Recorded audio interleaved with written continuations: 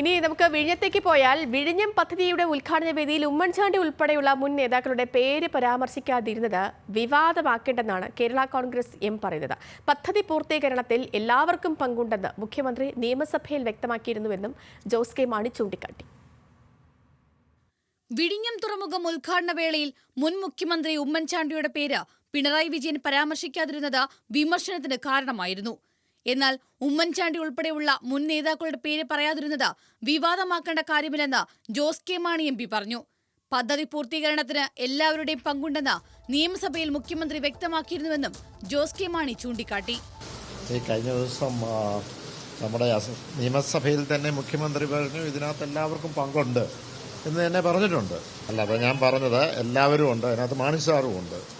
അപ്പോൾ അത് കൃത്യം ഫ്ലോർ ഓഫ് ദി ഹൗസിനകത്ത് നിയമസഭയിനകത്ത് മുഖ്യമന്ത്രി പറഞ്ഞു ഇതിനകത്ത് എല്ലാവർക്കും പങ്കുണ്ട് എന്ന് പറഞ്ഞു. പക്ഷേ ഇത് തുടങ്ങി വെച്ചു UDF. പക്ഷേ അതിൻ്റെ യാഥാർത്ഥ്യത്തിലേക്ക് കൊണ്ടുവന്നത് LDF ആണ്. തീർച്ചയായും LDFനും അതുപോലെ തന്നെ കേരള സമൂഹത്തിനും വളരെയധികം അഭിമാനിക്കാവുന്ന നിമിഷങ്ങളാണ്.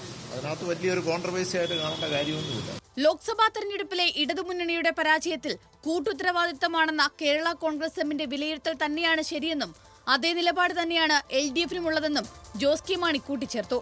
കോട്ടയത്തെ പാർട്ടിയുടെ തെരഞ്ഞെടുപ്പ് വീഴ്ചകൾ വിലയിരുത്താനും തദ്ദേശ തെരഞ്ഞെടുപ്പ് ഒരുക്കങ്ങൾ ചർച്ച ചെയ്യാനും ഇന്നലെ ജില്ലാ നേതൃയോഗം ചേർന്നിരുന്നു. ന്യൂസ് മലയാളം, കോട്ടയം.